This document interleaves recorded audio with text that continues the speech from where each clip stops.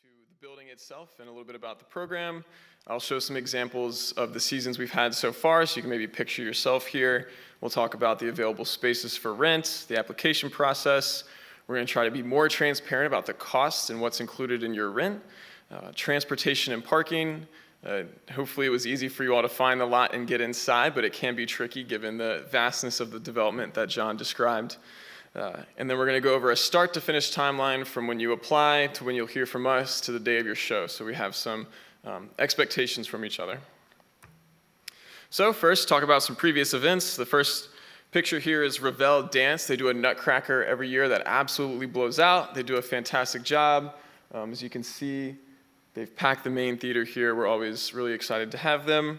The Reston Community Players did at least 3, maybe 4 nights in this room, super packed, and they did Newsies, and they were here for a full week, which was really fantastic and a great way to see this room activated in a way that you may not think is possible. They had set pieces rolling in and out, including some fully built scaffolding, which was part of their set. So a lot of creativity going on in this space. And lastly, we have the Reston Chorale, who invited the Piedmont Symphony Orchestra Rock Band. And I highlight this one. I think it's a unique collaboration between 2 groups. They completely packed the stage in the main theater, as you can see. And it was a unique twist on some pop modern music played in orchestra style. And they drew a really good audience as well. Next, so we just saw some of the spaces, but a little more on the technical side. We have the main theater. It's available for 25 dates within every season. The season 4 schedule, which we're talking about now, is September 2024 to June 2025. And this is when if I reference a season, that's the window that we're speaking about. So 25 dates in the main theater during that window. Total capacity 1561. As you can see, kind of in the image, there's an orchestra level which holds just under 900, and the rest of the seats are split between balcony 1 and balcony 2. Rent for that room is $19.50 per day. That's regardless really of how the room is used, whether it's a rehearsal, a load-in, or if you're trying to squeeze 2 shows into one day.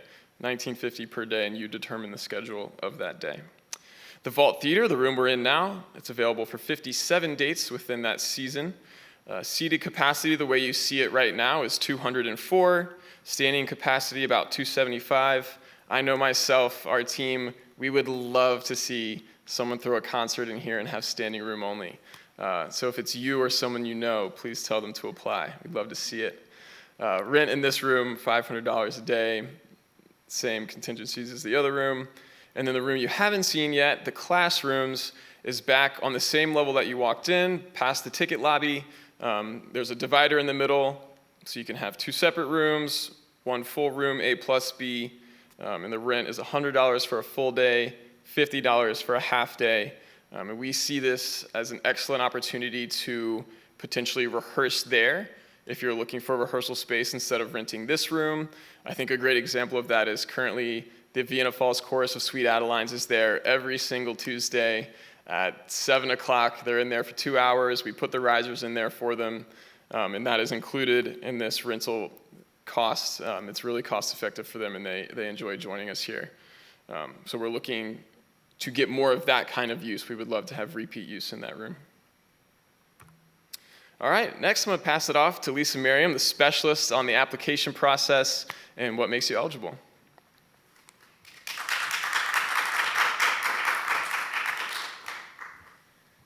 Okay, thank you. Thanks everyone for being here tonight.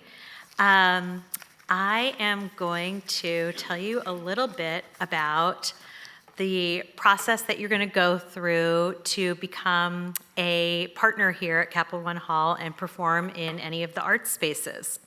So the application is already open, and we'll go through how you get to our online portal shortly. And we're accepting applications now for the 4th season, which runs September 1st, 2024 through June 30th of 2025. And as Carter showed you earlier, there are 25 days available in the main hall, 57 in this Vault Black Box Theater, and 220 classroom days. And going to go over here.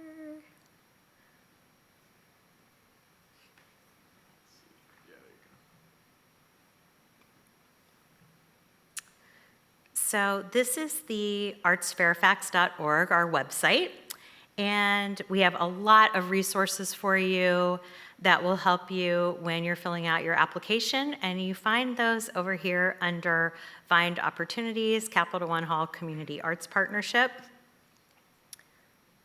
And just scroll down. Soon we'll have a link to the application here. And 2 boxes. Sorry, I'm such a mouse person. So in the first box, you'll find the seasonal list development calendar that just explains the whole process of how you apply, and we'll talk about some of the dates a little bit further on. There's the expense fees are all listed out, so you can download and open that document and just see the rundown of what's included with each of the, each of the uses. Sorry.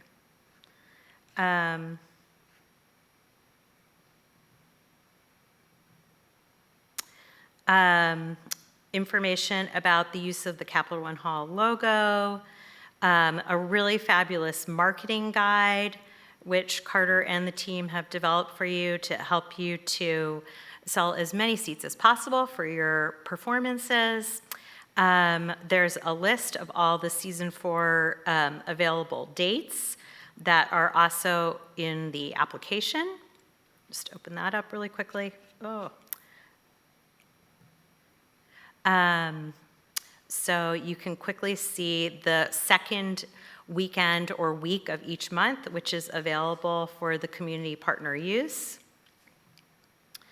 The technical specifications packet, and then we also have a recording of the orientation meeting, which took place last spring, and a very helpful community use checklist that goes through all of the steps so that you know what to expect prior to your performance. So then also, the second box takes you over to the actual link to the application itself, and you can open up a preview of the application in Word if you want to see all the questions and just fill out any of that information ahead, and then copy and paste it into the application itself in the online portal.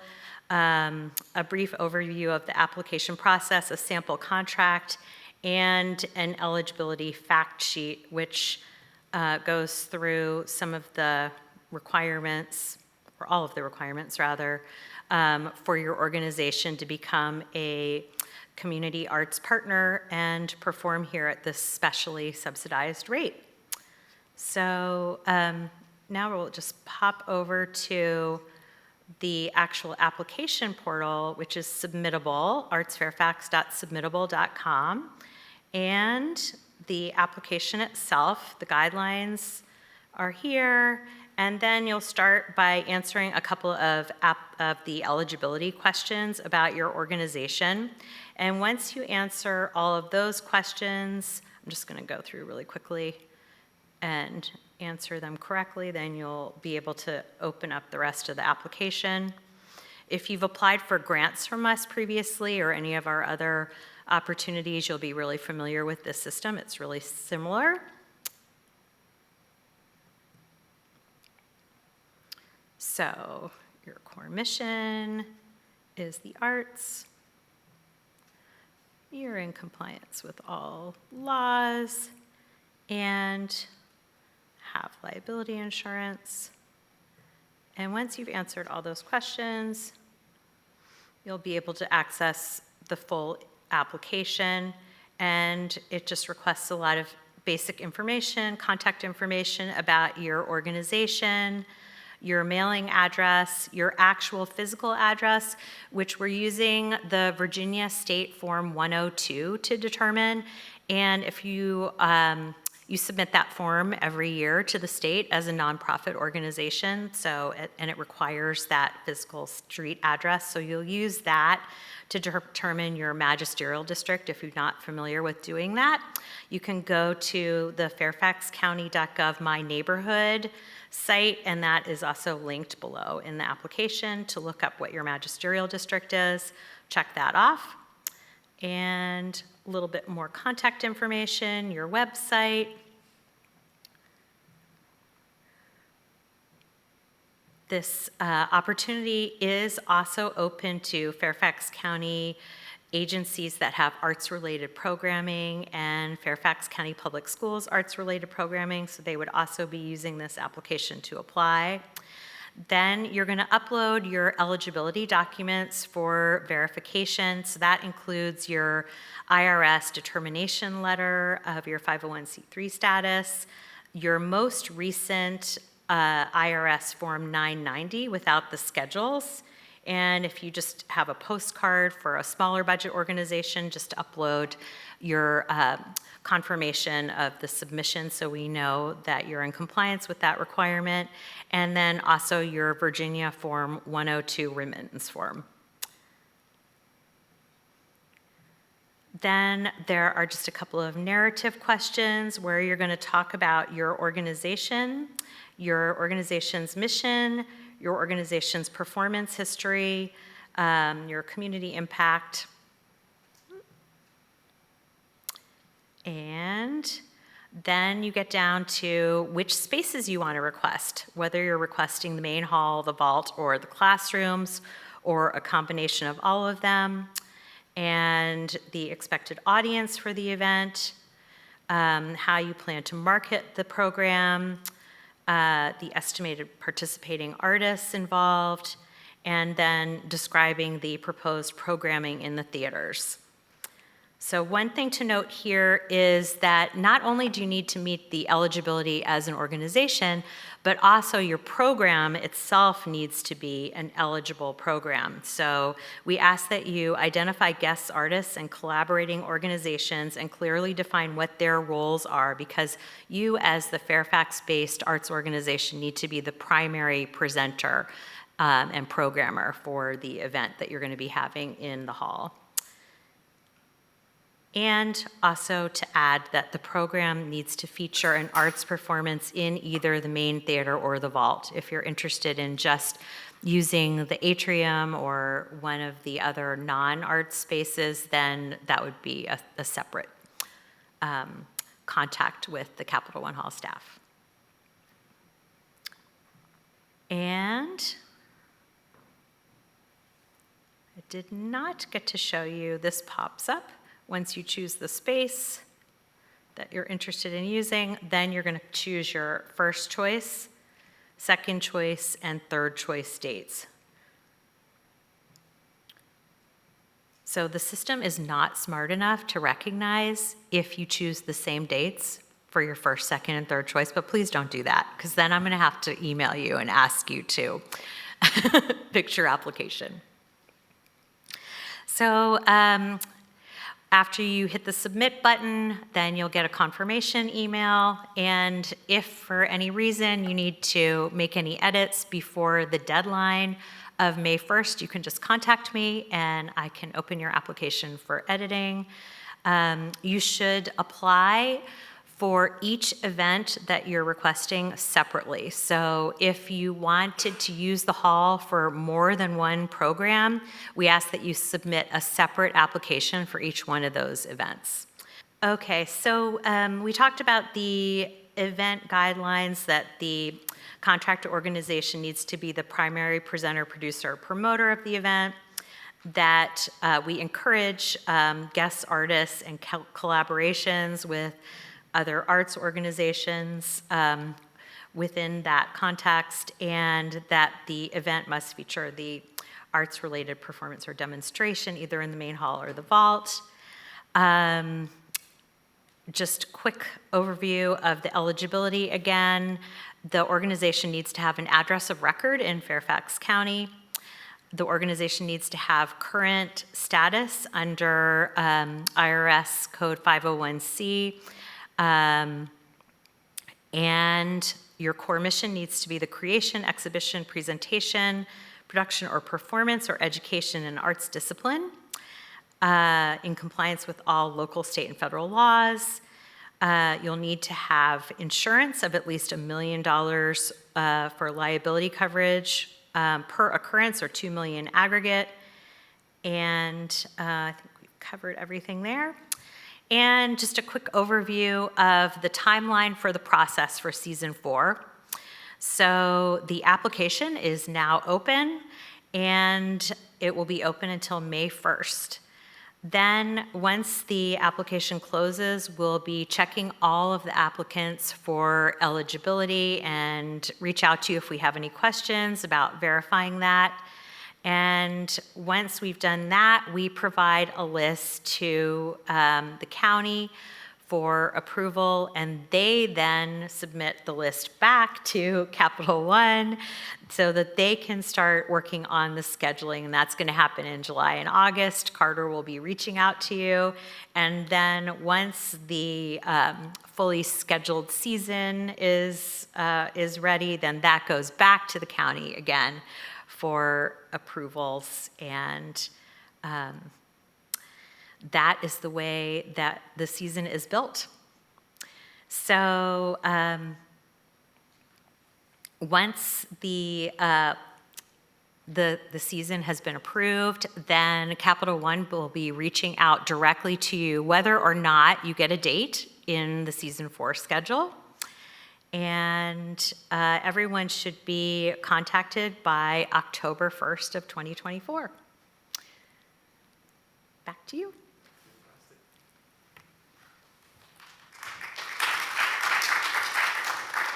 Awesome. Thank you, Lisa. And I did want to make one note on the application. It's really important for me and my colleagues who create the season that when you select your dates, there's a field below for short answer, and I need you to put the date and then the use of that date. Like if it's a rehearsal, that's what the Friday's for, and if you're putting 2 shows on Saturday, make sure you write that in. What we've noticed is that some groups really need those 2 days, one for rehearsal, one for show, but since it was unclear in the application, we only granted the 1 date, thinking that they could accomplish them all together and fitting then more total organizations into the season. It's something we're learning to balance, but it will help us if we have as much information as possible in the application. I'm going to talk on some box office and ticketing notices.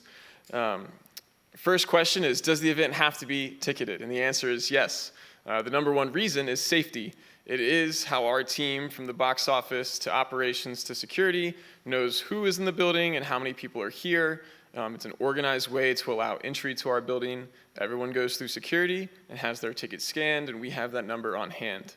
The second is marketing. As a Ticketmaster venue, you do have access to your ticket buyers and their emails. So if this is something you were used to collecting via an Eventbrite, it's something we still offer despite all of the ticketing going through our venue. The third bullet here is we've noticed a higher redemption rate on ticketed events, especially paid ticketed events. So even if you're worried about fewer sales because of the ticket price, we've actually seen attendance improve because people are more bought into the event if they've put money into the ticket, even if it's $5 versus $0. And the last one is you'll see in a couple slides, there are some expenses associated with these shows. And the structure of this agreement is that if you're selling a $5 ticket, you get $5 of those dollars back towards your expenses. So it does help cover some of those costs. And we hope for all of our groups that they come out on top and we're cutting them a check at the end of the night. It's a great feeling for us. So you may be wondering, Ticketmaster, okay, how do we get our events up on Ticketmaster? And that's where our box office comes into play. We have a great one-sheeter where you'll put all your information, the title of your show, the date, the time, what you want tickets to cost, and things like that. We can build discount codes. That's a question we get pretty frequently is, if I have parents and I want to give half off to parents, can we do that? Absolutely. And things of that nature, and those will all be in the ticket build form. Ticketmaster, as I've mentioned, is our exclusive retailer. We do have some issues with resellers or other third-party websites where we have patrons get to the door. They're not able to get in because they've bought from one of these resellers. We just encourage you to pass on to your general attendees that this is the ticketing method when you join to have a show here. Fees, Ticketmaster, of course, known for their fees. They've been very generous in this program to allow just $1 per ticket and $1.50 per order, and those are the Ticketmaster fees, and then there's a credit card fee on top of that. I won't get too far into it. The point here is that it's not a $20 fee on a $25 ticket like you may see at other venues or at any commercial show. Other certified partners, Certificate, Gold Star, Vet Tix, and Tickets for Kids.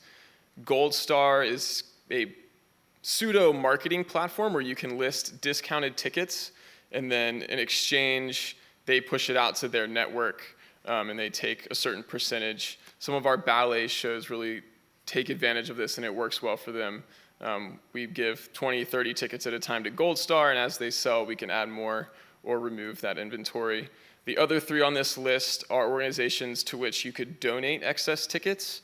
Vet Tix is a ticket program for veterans.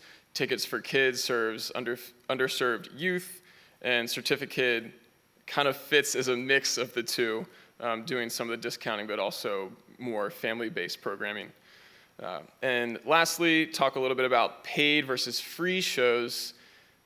There is not at present a way to host a free event at Capital One Hall, and that's a factor of the things I listed at the beginning of the slide and also our deal with Ticketmaster. There are two different options. One is you can offer a free ticket, and then there's a $3 reservation fee that is collected by Ticketmaster, and that's through Account Manager, which is what we use for Broadway. It's what the Capitals use for season tickets. It's a Ticketmaster platform that we use to offer a complimentary ticket, but the $3 fee, obviously there's some contrast there. The other option is some groups have asked to buy out their own show. This is certainly an option. It's not one that we often recommend, but you can make a $1 ticket and you would have to pay the fees, and you could buy the inventory of your show and then distribute ahead of time to allow people to come to your show. I think one of the great reasons you may do this is for accessibility, to make sure people of all means are able to attend your show. I can assure you that even if you sell a ticket, there are always ways to get people who need tickets to come see your show. We would never prevent that. So my recommendation is to sell a ticket so that there's value associated with your show, you're collecting that revenue, and then if you need to offer discounted or free tickets, a limited quantity of such to certain groups, we can certainly do that. And the easiest way is to use your comps. You get 100 tickets to use as you wish in the main theater and 50 in here. Really the only rule is you can't sell them. And you would just communicate to the box office how you would want to use those comps. Next, talk a little bit about marketing. Christina is going to come up and give me a break. She's been in the industry for over 20 years, all the way from venue marketing like this, VP at iHeartRadio. I mean, come on, all the stops, but things. Come on. Hi, everyone. Thank you, Carter. You guys are in such good hands with Carter. I'm really proud to see just everything he's pulled together. I think from the marketing document to this presentation to just all the resources, he's put a lot of time, effort, and energy into this. So really proud to see it all coming to life. We love this program, and I think it's great to see, like Gary Cuff, you and your family, you guys have been such supporters of everything that we do here, from the community programming to commercial stuff that we do. So this means so much to us that you guys are out here and learning more about what we do here. So from the marketing standpoint, we're really lucky. We have a staff of absolute experts on marketing. I have a digital sales manager who handles our content. She handles social media, that crazy Facebook stuff that changes every day, that sometimes I even have a hard time keeping up with. We have Lauren from our team. She kind of keeps us moving on trends and things like that. Carter also is an incredible resource from the digital marketing side. And I come from the broadcast and the traditional media side, so we've been able to really kind of become a one-stop shop in terms of helping getting the word out about shows that are coming here. I won't spend too much time on this, but I think, If any of you aren't familiar with putting together a marketing plan, the best thing you can do is plan early, plan ahead, and maybe put a little bit of money behind what you're trying to do. I think in this digital marketing world, we're so fortunate, like $500, $250, that can go really far in a digital marketing buy. And we see a little bit of everything from the community side. So we can do a lot with $250. If you have a bigger budget, we can take you to larger media partners. We do get the opportunity to talk about public affairs rates where there's no fee associated with any type of marketing that we get. We've also, Ravel, I know we were able to put on the radio on Washington's official Christmas station at no charge to them. So we're able to kind of leverage our relationships that we've had over the years for programming, which, you know, again, for the community usage side, it's huge for us to be able to do that, and we're happy to have those conversations. So planning early, planning ahead, you know, before you launch a show, it's imperative that you have a logo, you have artwork together, you have a description of what you're doing. We're happy to help you walk through putting together a press release. We certainly have boilerplate language that we use. Happy to sit down and walk you through that if you don't have that for your organization. Production photos, videos, anything that you can provide to us that helps us tell the story of what you're trying to produce, either in the vault or on the main stage, just helps us kind of bring it to life. Website, social media links, anybody in your cast who's willing to be on Twitter, Instagram, TikTok, any of those things. We love talking to those folks and getting them involved on the social media side. And again, Lauren from my team would be instrumental in helping you get that done. And I think in the marketing services document, you guys would see there's also a template for building out an ad plan. And I think it's really important to do that. And again, it's the ad plan template that we use when we're marketing our Broadway shows and, you know, these larger commercial shows that are coming. It's the same document. It's an Excel document that has formulas that'll show you exactly, you know, your gross budget versus your net budget. And I think planning an on-sale marketing plan and a closing marketing plan is really the best way to get as many people into seats for your show. So, and we're happy to be advisors on that. We're happy to be partners to you and walking you through those timelines and those processes because, as all of you guys know, living in Washington, D.C., this is a very highly trafficked arts and concert market. So cutting through, you can do it in a targeted way. You can absolutely do it with digital marketing, and we're happy to help you guys do all that. So everything else, you know, we're here to be helpful. I think you're, again, in great hands with Carter. I'm happy to always jump on a call, walk through any brainstorming ideas. Again, we have great connections between all of us, so please reach out to us. Let us know how we can be helpful to you, and really looking forward to seeing everybody in season 4. Thanks.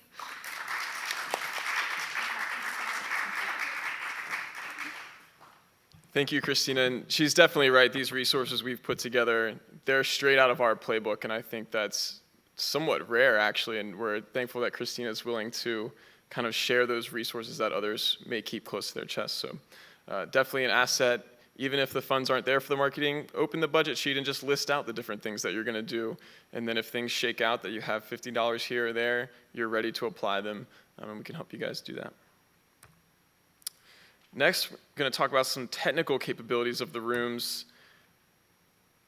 I'm not even going to read these things because what we're going to do is after this, we're going to go on a tour, and IJ over here and JP, who's up there, infinitely more qualified to talk about these items. What I like to talk about when I see this slide is that not only are you getting the space in what you're seeing here, you're getting the space and all of the technology that's in the booth behind you. And this is each room with millions of dollars of equipment, state-of-the-art technology, and all of the in-house equipment is included in your rent. And I think that is one of the most powerful parts of this agreement that gets utilized every time someone is here. And I love being able to say when they ask, can we use this? And I say yes, and it's included, and you can have it. So make sure to go through the tech packet, ask questions during the tour. They'll go over all this cool stuff. And just know that everything you see is at your disposal to make the most of your event. Communication timeline. So we talked a little bit about the application process.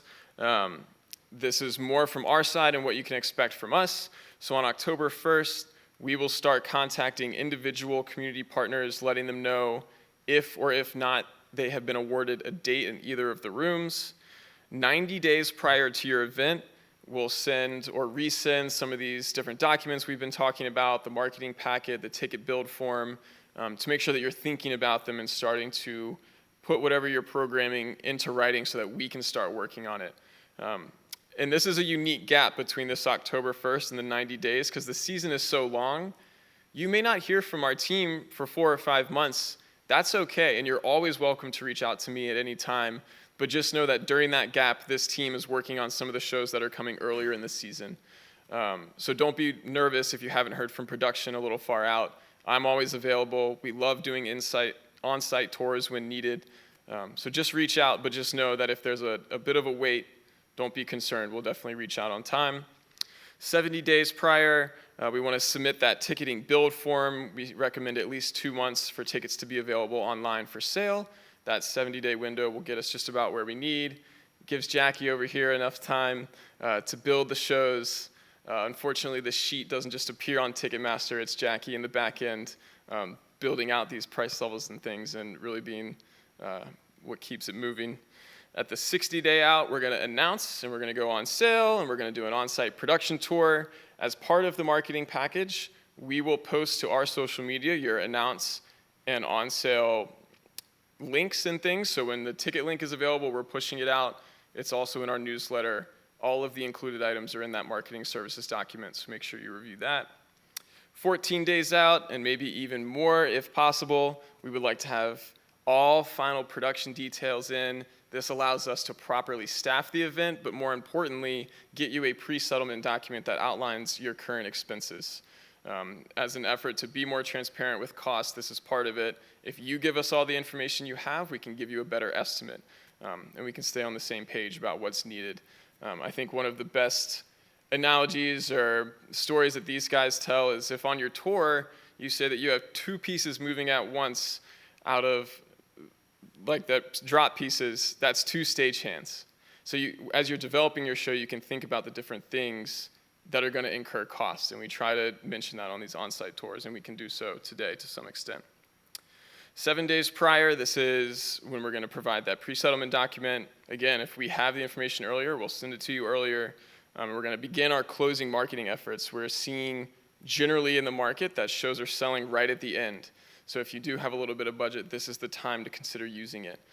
This was when we would do some of those paid digital ads that Christina was mentioning. Video does great if it's your cast talking about the event and things like that. We want it to be interactive, and we're happy to share from our end when we're doing those things. So similarly, we have a day of show timeline. The most important thing here is that our technicians and a lot of our operations and production staff operate on 10-hour days. And we do not want any of our community partners to go into overtime because there is really none of that covered in your rent. So sticking to that 10-hour day is really important. And you can see in this example, you're loading in at noon. That's the earliest our team will be here. That's the earliest you should be here. And then just kind of some intervals here. We're doing sound check. 1 hour before your listed show time, we will open doors to the building. And then approximately 30 minutes before the show, and at your discretion, we will open doors to the house. And then the show happens. Shows generally come out to about 2 hours with an intermission, give or take, which gives us about an hour to strike depending on the complexity of your show. And that building out time, that means everybody. That's the operations manager saying, okay, everyone's gone, we did a sweep, security's ready to go. So that's not just our team leaving and you cleaning up, it's everyone together. Obviously, we're not going to leave you here by yourself, but the idea is that building clear means building clear. And that really is a win for both because we don't want to have to come back after the show and say, hey, somebody went into overtime and there's unexpected costs. Talked a lot about costs, so we're going to break that out a little bit here. Lisa already showed that these numbers are available on the ArtsFairfax website under the more information section about this program, so I won't read each of these. But generally what you're looking at is the rent for each room covers a variety of positions, and in most cases is structured as X people for X hours. So you get a number of ushers for a number of hours, and production staff for a number of hours. And some of them are not enough to cover really any show's needs, so you'll expect to have a little bit of operations cost at the end of the night. But the goal is that the 1950 in the main theater is getting you half, if not 2/3 of the way there. And that applies for this room and the classrooms as well. So definitely take time to understand this. We'll walk you through it. And when you do your on-site tour for your show, we'll tell you as we're going through what we expect to need as far as production staffing and operations staffing. This box down in the corner is pretty important. Are we allowed to use our own labor? Do we have to use Capital One Hall technicians? The answer is yes and no. We're not a union house, so your volunteers can come out and put chairs and stands or move ground-based set pieces as needed. The important caveat here is that if you're using audio, lighting, video, or rigging, these are 4 major categories in which we require someone trained on our equipment to be here just to make sure that everything is operating properly. It really is a safety net for both parties. I promise you, even some modestly trained engineers, when they walk into some of these booths, it can be intimidating. And we want to make sure that things are working properly. So that is how that's structured. So we need a trained technician on our side to be here. Sample show expenses. So you'll see these total numbers right at the top, some listed expenses here, and what you're seeing is numbers that went in excess of what is included in the rent for each room. I'm not going to dive into these too much, but you will see expected total costs, and that does include the rent. And it's not put here, but I will say I also book some of our commercial shows, and these numbers aren't even what the room's rent is for our other groups. So I assure you, every step along the way, you're getting a phenomenal deal. This is really unprecedented in this industry. I don't think we've ever heard, those of us that work, I mean, we have marketing, accounting, box office, everyone's here, and it really is a very, very unique program. We want to be transparent with the cost, but also that really it is a special deal. So I encourage everyone to go through this, think about how it might apply to your show and how you might produce your show in a way that's cost conscious. Food and beverage. So for every show, included in the rent is an open bar. So we'll staff the bar. We have non-alcoholic beverages, beer and wine and things like that. It's a pretty standard show concession menu. Generally, hot foods include a pretzel or chicken tenders. We've done charcuterie recently, which is really fun, or cheese and crackers and things like that. You're welcome to request or suggest items. It'll just be what the food and beverage team is able to handle at any given moment. Catering needs. This is a big question, especially for groups that are larger. Each performer is allowed to bring in a personal water bottle and a personal snack. If you, as the organization, want to feed all of the performers and staff, that will need to funnel through our food and beverage team. It's one of the unique hurdles of having internal catering. Executive Chef Linton Romero is extremely talented. We want to make sure that his services are being utilized at every step. So if you have catering needs, just let us know. We're willing to work. They're extremely flexible. If you have a rider, send it over, and they'll run out and get it. But that's stuff you definitely need to send through us if it's beyond a personal water and a personal snack. Transportation. So you may have noticed when you came in, you probably drove under the metro. The Silver Line is right there. It's an incredible asset to this building. With the metro also comes the bus. And I know that moving forward, this program and the county and Capital One and ourselves want to emphasize public transportation. If you've used this program before, we're transitioning to a system where each group will get 10 validations per show to park in a lot right down the street, and they will also have access to the loading dock. So you can see in the event map here, there are a variety of spaces to park. The C2 yellow lot here is where we direct staff and performers that do not have large instruments or anything big to carry in. If they do, they will either go to the triangle or the circle. Those are our 2 available loading docks. We prefer the north loading dock, which is the blue triangle. We can fit 2 big semi-trucks in there. I promise it's large enough to carry in anything you have. And then you would come through backstage security there. These details can be ironed out as we get a little further into the process. But it seems confusing when you're out there driving around. It's very simple. Nothing's more than a turn away, really, at any time. And next, without further ado, I'd like to invite Gin Dance Company up. They've been here for each season so far. We will have them here for every season forthcoming. They put on an incredible performance. This is actually Shu Shin, who's here tonight in the yellow dress here. So if you guys just want to come up and talk a little bit about your experience.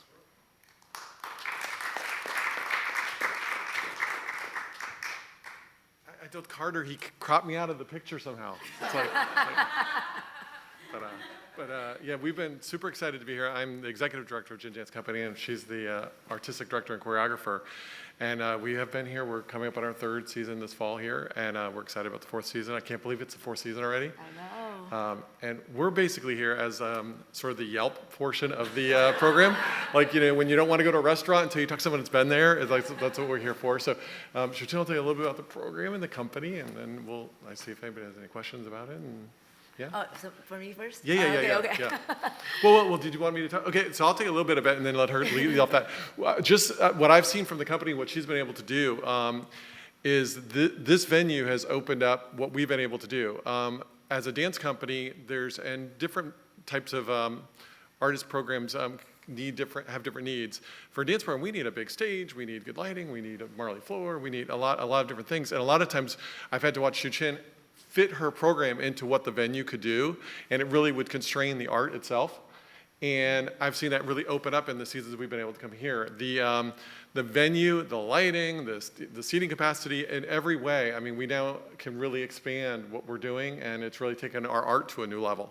So I think that's been a really big benefit to the company. And I'll let you talk a little bit about the company. Yeah, So, since we perform here, seriously, it's been such a different experience for us and also for our patrons. We heard so many great things that they come to see the show right here. They have such a great time. Everything just goes so smoothly. Gin Dance Company, when we were so excited to perform here, and then a COVID hit, right? COVID hit, I believe. Oh, wait, hold on for a second. March of 2020 is when COVID shut down everything. Right, and then March 2020 was that supposed to be the first performance? It was supposed to be that summer. I think it pushed to the fall, and I think you Right, talked about right. It opened in September, and we were the first community group here. Right, 8 days after the theater opened. Right, exactly. And that time we, all of a sudden everything shut down. Really, a lot of time you take things for granted, right? Like, oh, we just perform at the theater. But when everything got taken away, nobody can be performing at the theater. There's no live shows for 3 years. That was quite crazy time. And when we finally got back, we didn't get back to any theater. We were performing right here, this amazing, stunning theater, and with so many people and it was new here too, but everybody just really helping out, working all together. Such a great team. We were just so appreciative and really just so grateful to, oh my gosh, first live show to be performing right here. ArtsFairfax, such a great job to help, arts organization like us back on the stage. Yeah, and they're not kidding. The staff here is really here to help you. I mean, I was joking beforehand, but I'm really not joking. Every time Shuchin sees Carter, she says, "I want to adopt him," and I'm like, "He's too old. We can't do that." I think there's laws against that. But really, and the staff, and that just doesn't go for Carter. He's our primary contact, but the whole team here, yes, everybody, IJ, the technical team, the Jackie. ticket office, the catering department, everybody is top notch, and everybody goes the extra mile. It is a special program for Fairfax County. They're not making money on our program, and it's kind of by design for the community service part of what you guys built here. But you would never know that in dealing with them. They treat us like gold, and I don't think we're just special. I think they do that for everybody that's in this program. So Yes. So I don't know if anybody had questions, or if anybody had questions about the program that's thinking about using the space. But that's good. Just again, as the Yelp review, we're 2 thumbs up, 5 stars, whatever you want to. Yeah. So thanks.